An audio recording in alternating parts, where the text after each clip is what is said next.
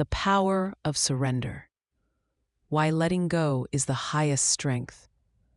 A sacred transmission for the path of awakening. Opening transmission. What if strength is not the clenched fist, but the open palm? What if real power is not in what we hold, but in what we are willing to release? In the silence behind every breath, there is a doorway. And that doorway opens not through striving, but through surrender. Today, we explore a forgotten teaching, not of domination or resistance, but of sacred yielding. This is the strength that unbinds karma, the softness that reveals the infinite. Let us begin. 1. The myth of control. From the moment we are born, the world teaches us to grip tightly, to gather knowledge, status, power, and security. We are trained to believe that more control equals more safety, that the self must defend its image to survive. But what if this belief itself is the very trap? What if control is a mask we wear to hide our fear of impermanence? The mystics saw this clearly. The more we cling to control, the more we suffer. The ego's desperate grasp creates tension in the body, noise in the mind, and resistance in the soul. True awakening begins where control ends, in the space we dare to let go. Surrender is not defeat. To the unawakened mind, surrender seems like weakness, but to the seer, it is the gateway to freedom. Surrender is not giving up, it is giving over, not collapsing in despair, but dissolving into truth. It is not the soldier laying down arms in defeat, but the sage laying down the illusion of separation. When we surrender, we stop fighting what is. We align with the river of reality, allowing it to carry us, rather than trying to swim upstream against its flow. In this act, we discover something astonishing. Life knows what it's doing. We are not the choreographers of the infinite dance. We are the dancers who learn to move by listening. 3. The mechanics of resistance. To understand surrender, we must first see how resistance functions. Resistance is subtle. It lives in the tension of the jaw, the narrowing of the eyes, the tightening of the gut. It is the silent whisper that says, "This should not be happening." And in that whisper, we break away from presence.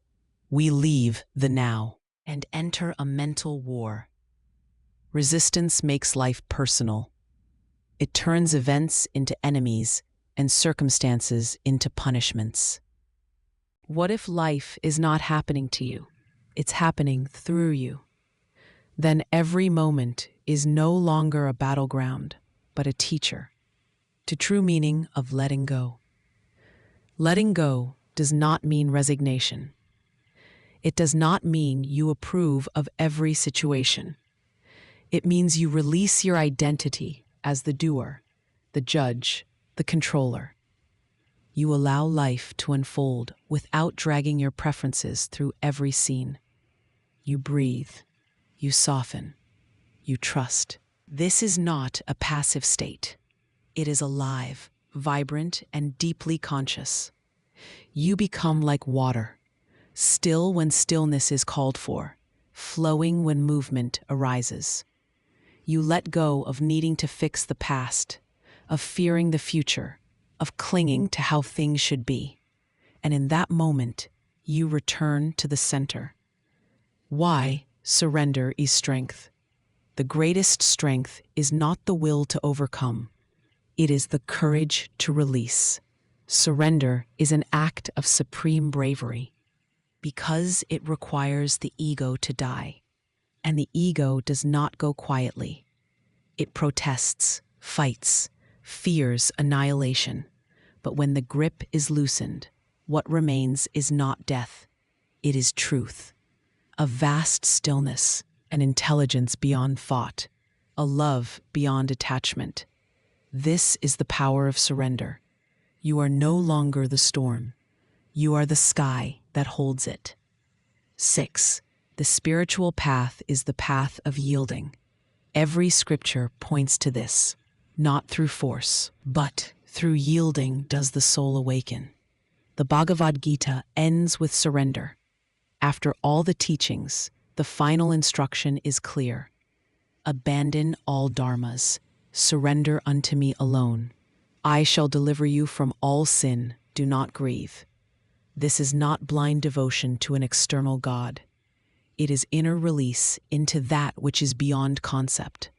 The Upanishads whisper the same. The rishis did not ascend through effort, but through merging, through resting in that which already is. Surrender is not a technique. It is the silence that remains when all techniques dissolve. 7. Obstacles to surrender. So why is it so difficult to surrender? Because the mind is addicted to control. Because trauma has taught us that letting go is unsafe. Because our culture worships individualism over union. We fear that surrender means losing ourselves, but in truth, it is the only way to find ourselves. We fear that surrender means becoming passive, but it actually means becoming intimate with reality. The real obstacle to surrender is the belief that you are the doer. This illusion must break, gently, lovingly, but fully. The sacred moment of collapse.